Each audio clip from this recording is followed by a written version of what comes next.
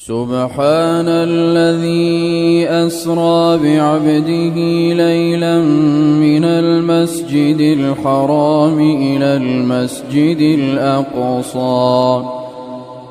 المسجد الأقصى الذي باركنا حوله لنريه من آياتنا إنه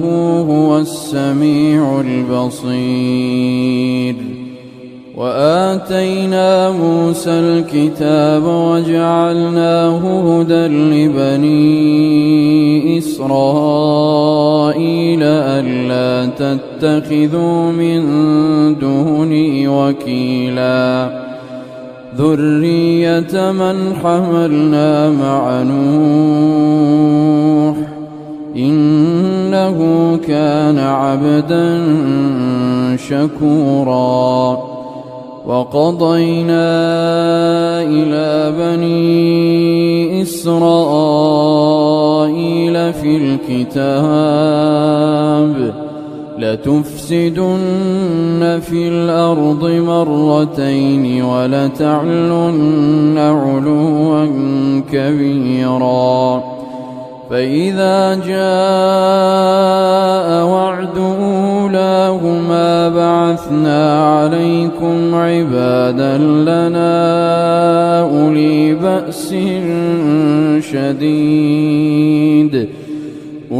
بأس شديد فجاسوا خلال الديار وكان وعدا مفعولا. ثم رددنا لكم الكرة عليهم وأمددناكم بأموال وبنين وجعلناكم أكثر نفيرا. إن أحسنتم أحسنتم لأنفسكم وإن أسأتم فلها. فإذا جاء وعد الآخرة ليسوءوا وجوهكم وليدخلوا المسجد كما دخلوه أول مرة وليتبروا ما علوا تتبيرا. عسى ربكم أن يرحمكم وإن عدتم عدنا وجعلنا جهنم للكافرين حصيرا. إن هذا القرآن يهدي للتي هي أقوم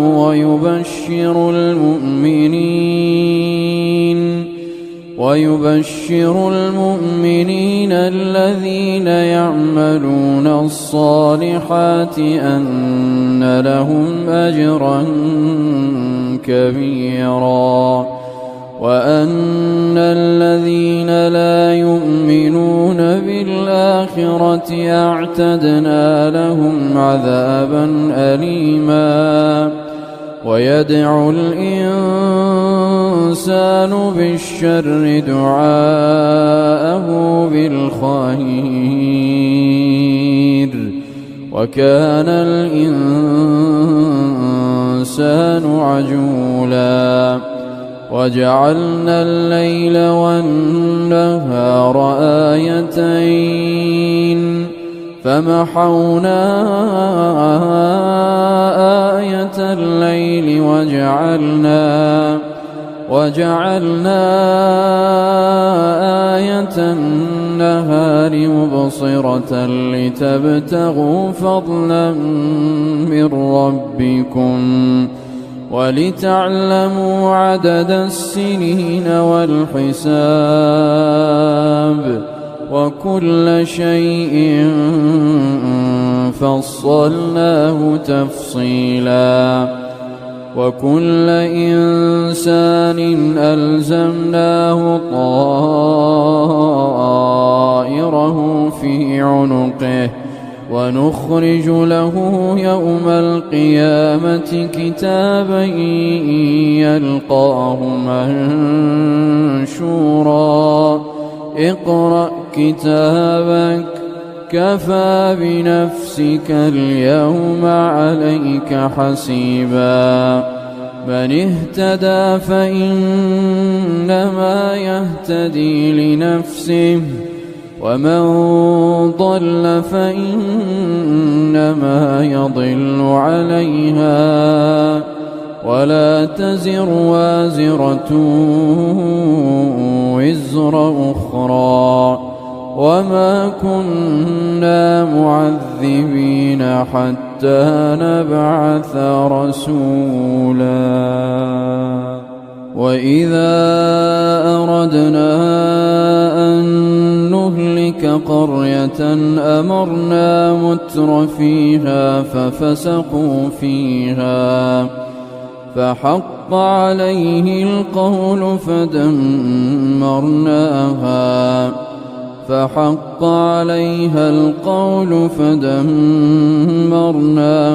تدميرا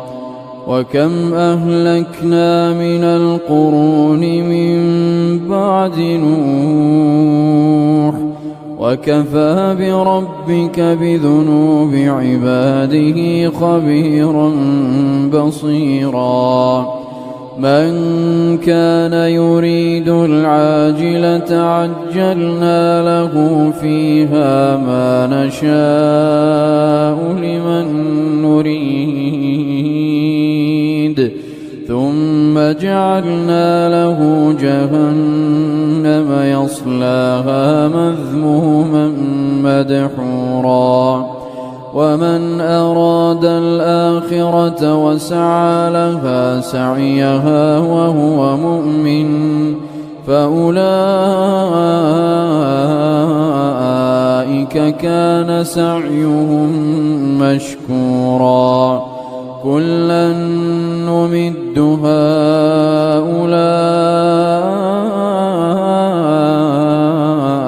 وهؤلاء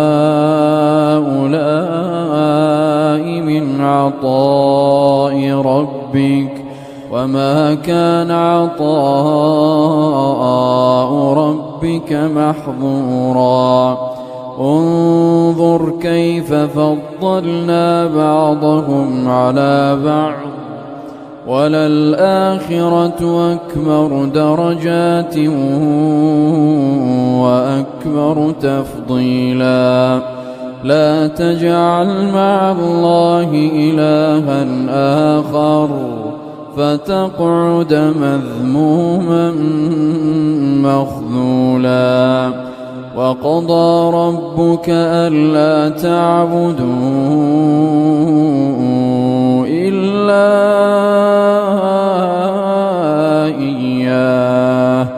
وبالوالدين إحسانا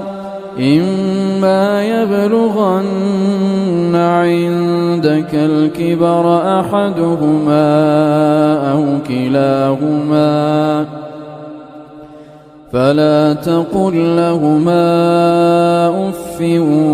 ولا تنهرهما وقل لهما قولا كريما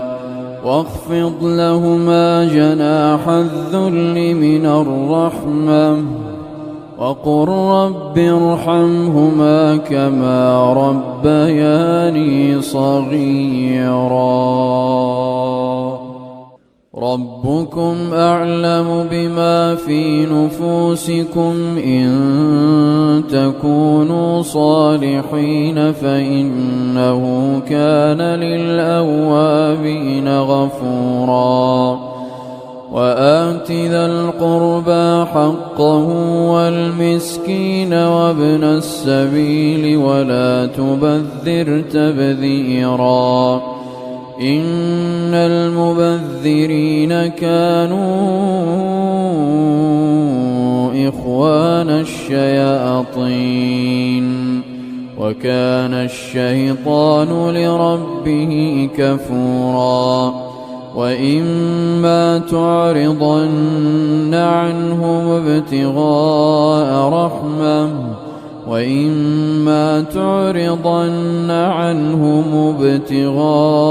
رحمة من ربك ترجوها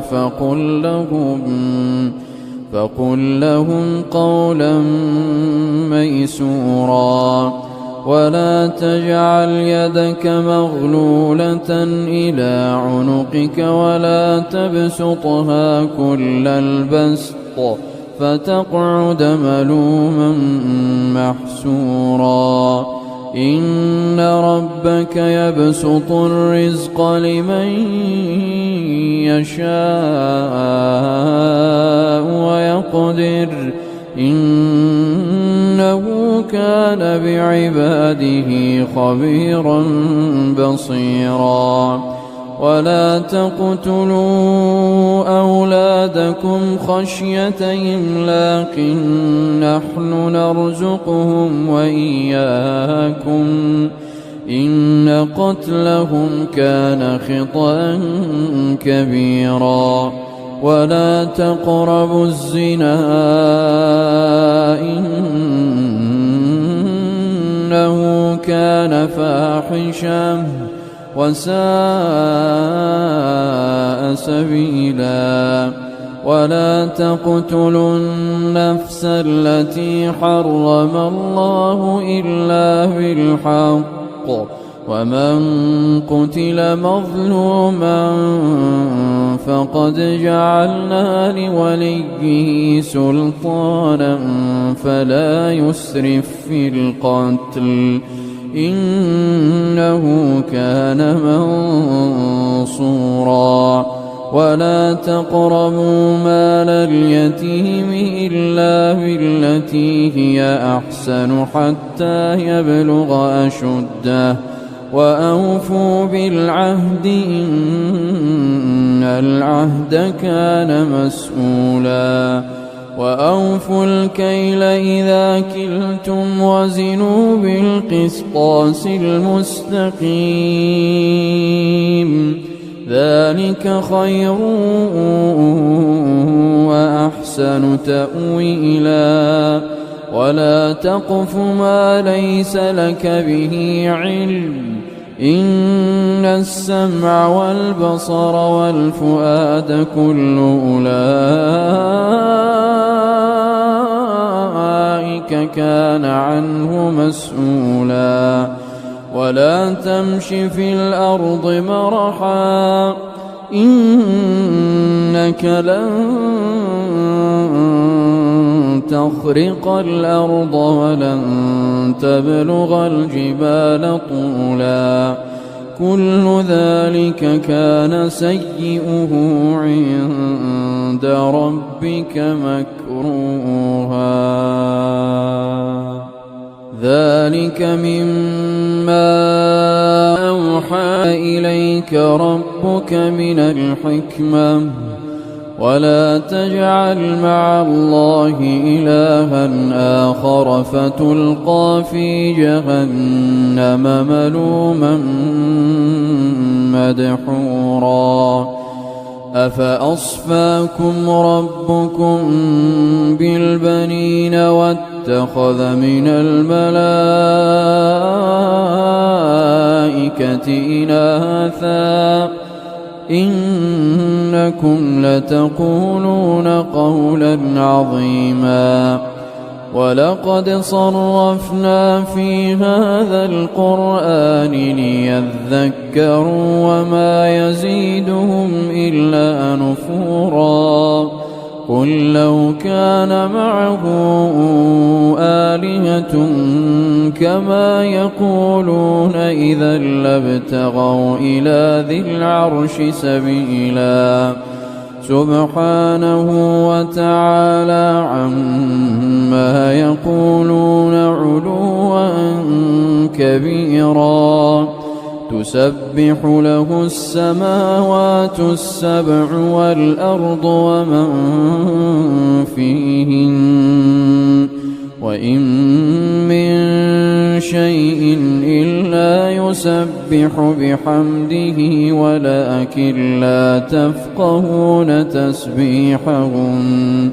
إنه كان حليما غفورا وإذا قرأت القرآن جعلنا بينك وبين الذين لا يؤمنون بالآخرة حجابا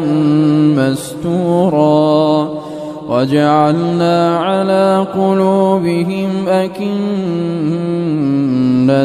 أن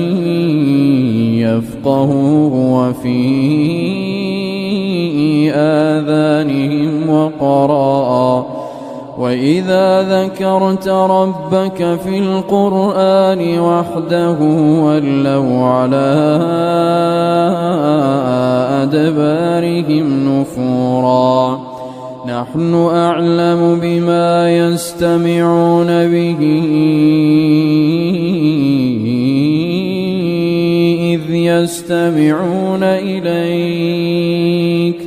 إذ يستمعون إليك وإذ هم نجوى إذ يقول الظالمون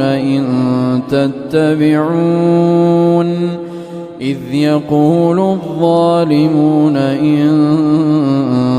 تتبعون إلا رجلا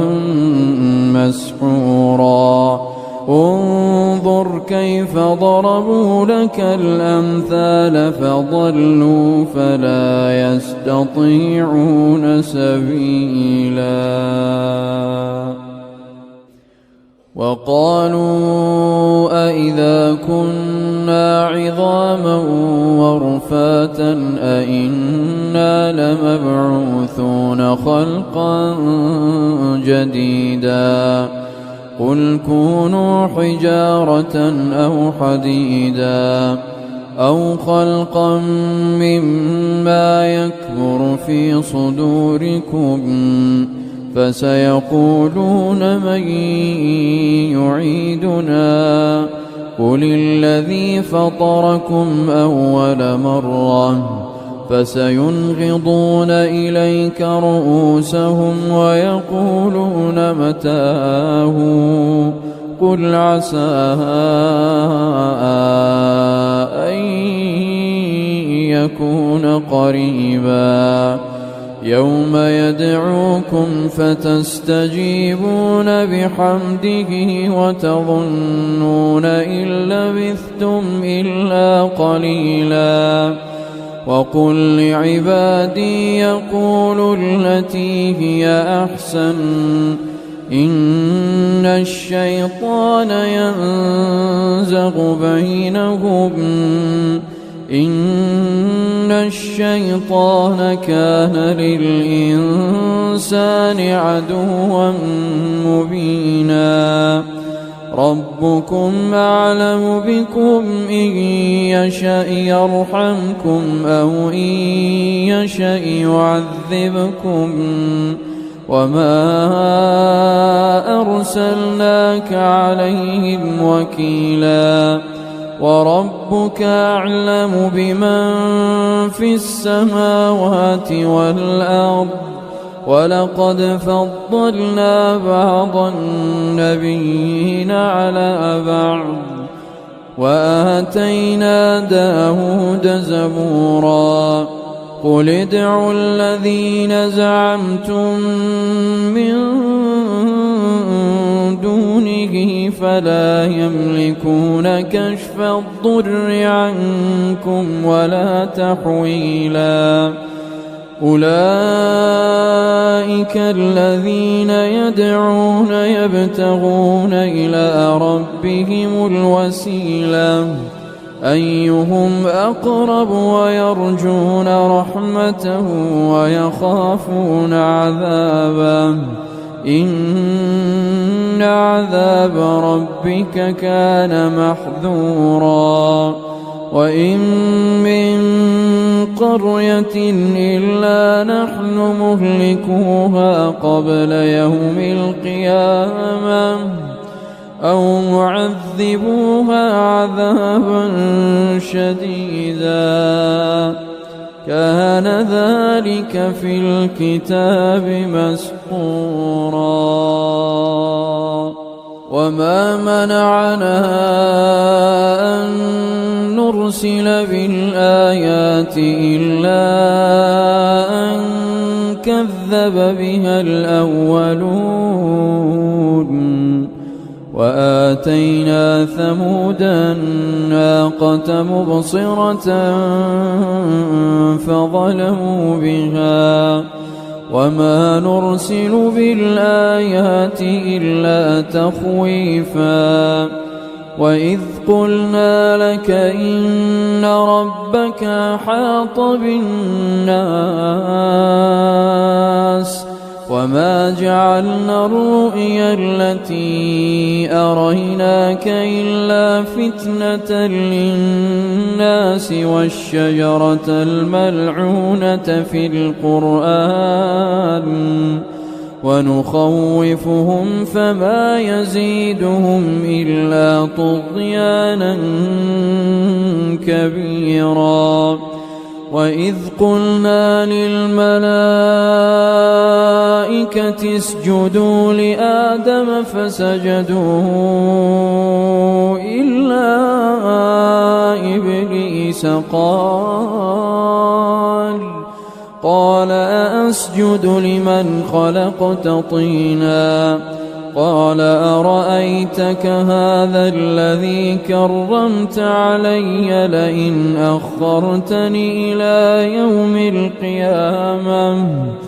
لئن أخرتني إلى يوم القيامة لأحتنكن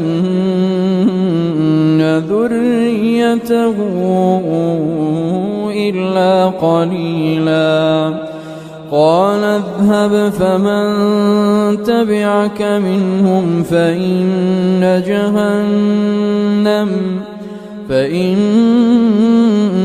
جهنم جزاؤكم جزاء موفورا واستفزز من استطعت منهم بصوتك وأجلب عليهم بخيلك ورجلك وشاركهم في الأموال والأولاد وعدهم وما يعدهم الشيطان إلا غرورا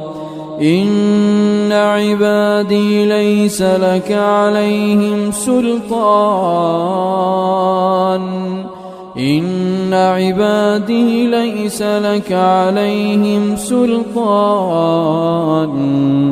وكفى بربك وكيلا ربكم الذي يزجي لكم الفلك في البحر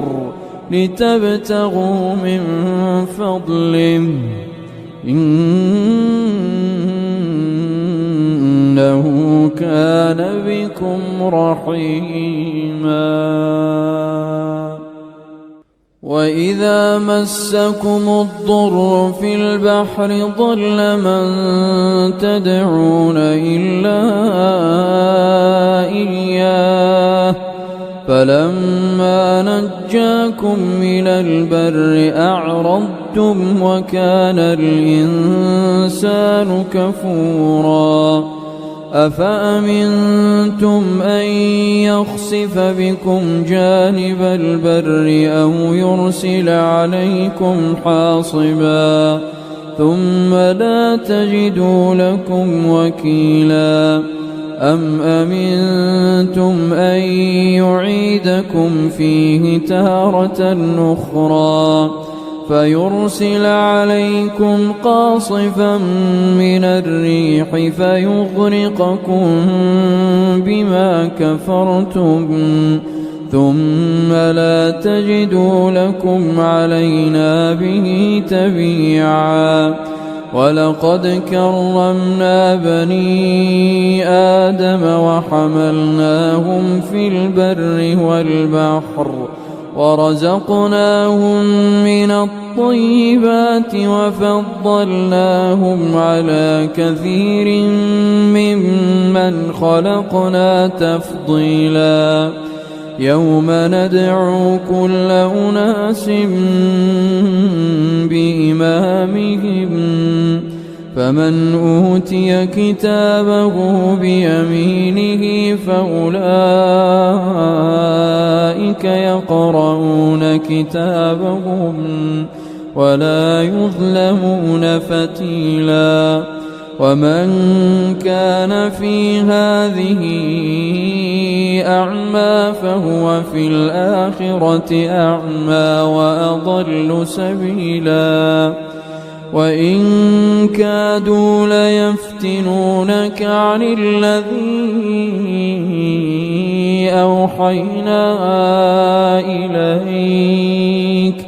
وإن كادوا ليفتنونك عن الذي أوحينا إليك لتفتري علينا غيره وإذا لاتخذوك خليلا ولولا أن ثبتناك لقد كدت تركن إليهم شيئا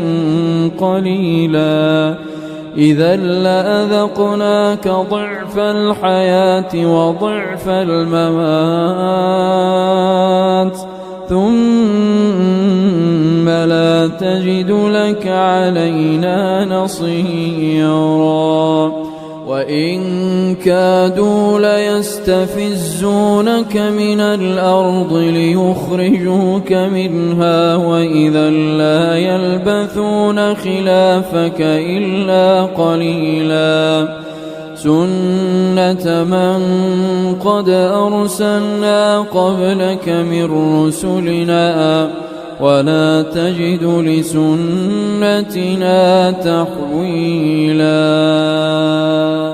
أقم الصلاة لدلوك الشمس إلى غسق الليل وقرآن الفجر إن قرآن الفجر كان مشهودا ومن الليل فتهجد به نافلة لك عسى أن يبعثك ربك مقاما محمودا وقل رب أدخلني مدخل صدق وأخرجني مخرج صدق واجعل لي من لدنك سلطانا نصيرا وقل جاء الحق وزهق الباطل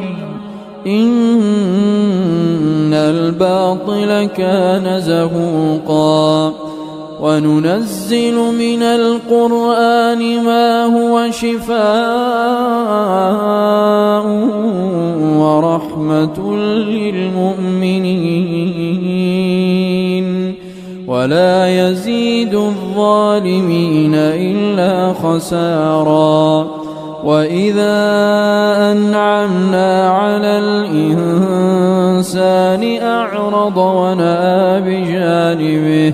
وإذا مسه الشر كان يئوسا قل كل يعمل على شاكلته فربكم أعلم بمن هو أهدى سبيلا ويسألونك عن الروح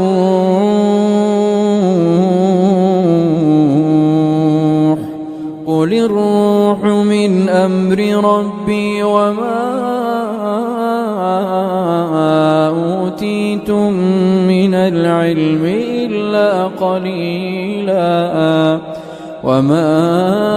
أوتيتم من العلم إلا قليلا ولئن شئنا لنذهبن بالذي أوحينا إليك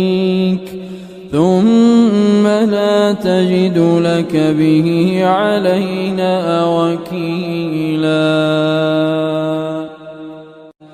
إلا رحمة من ربك إن فضله كان عليك كبيرا قل لئن اجتمعت الإنس والجن على أن يأتوا بمثل هذا القرآن قل لئن اجتمعت الإنس والجن على أن يأتوا بمثل هذا القرآن لا يأتون بمثله ولو كان بعضهم لبعض ظهيرا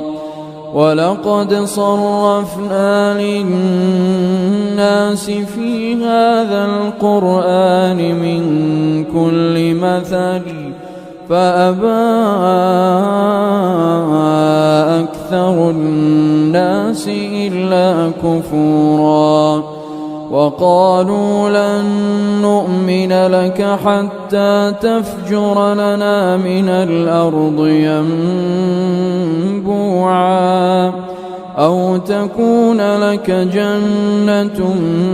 من نخيل وعنب فتفجر الأنهار خلالها تفجيرا أو تسقط السماء كما زعمت علينا كسفا أو تأتي بالله والملائكة قبيلا أو يكون لك بيت من زخرف أو ترقى في السماء ولن نؤمن لرقيك حتى تنزل علينا كتابا نقرأه قل سبحان ربي هل كنت إلا بشرا رسولا وما منع الناس أن يؤمنوا إذ جاءهم الهدى إلا أن قالوا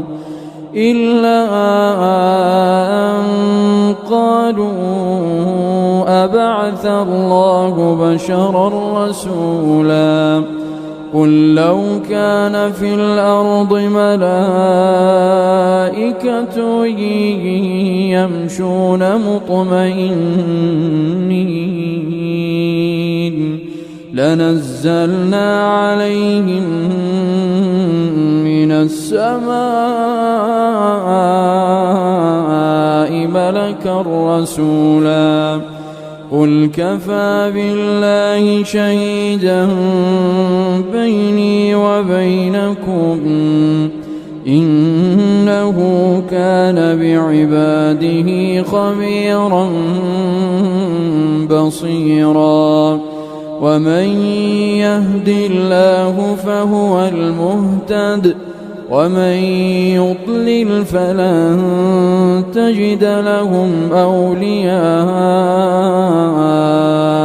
من دونه ونحشرهم يوم القيامة على وجوههم عميا وبكما وصما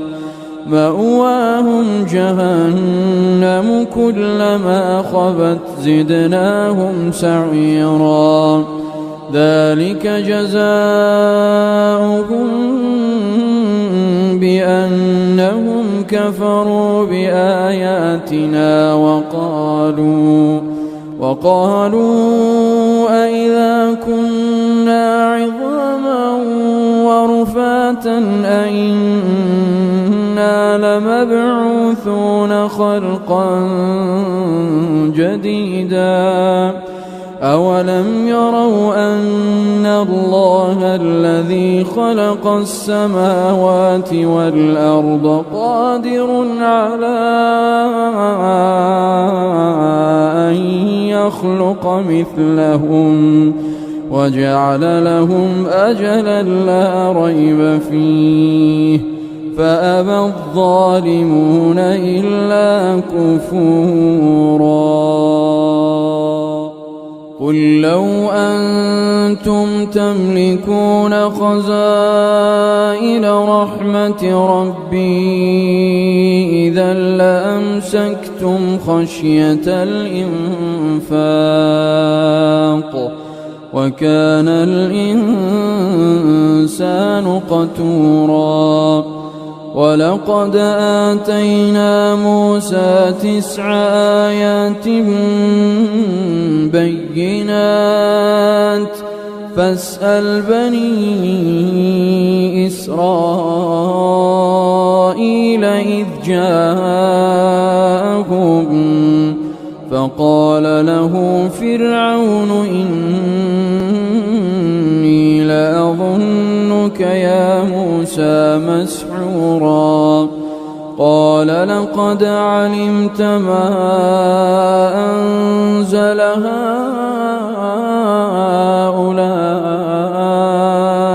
إلا رب السماوات والأرض بصائر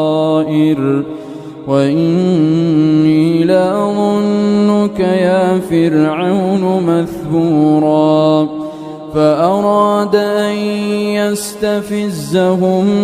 من الأرض فأغرقناه ومن معه جميعا. وقلنا من بعده لبني إسرائيل اسكنوا الأرض فإذا جاء وعد الآخرة جئنا بكم لفيفا وبالحق أنزلناه وبالحق نزل وما أرسلناك إلا مبشرا ونذيرا. وقرآنا فرقناه لتقرأه على الناس على مكث ونزلناه تنزيلا. قل آمنوا به أو لا تؤمنوا إن الذين أوتوا العلم من قبله إذا يتلى عليهم يخرون للأذقان سجدا ويقولون سبحان ربنا إن كان وعد ربنا لمفعولا. ويخرون للأذقان يبكون ويزيدهم خشوعا. قل ادعوا الله أو ادعوا الرحمن أيما تدعوا فله الأسماء الحسنى. ولا تجهر بصلاتك ولا تخافت بها وابتغ بين ذلك سبيلا. وقل الحمد لله الذي لم يتخذ ولدا ولم يكن له شريك في الملك ولم يكن له ولي من الذل وكبره تكبيرا.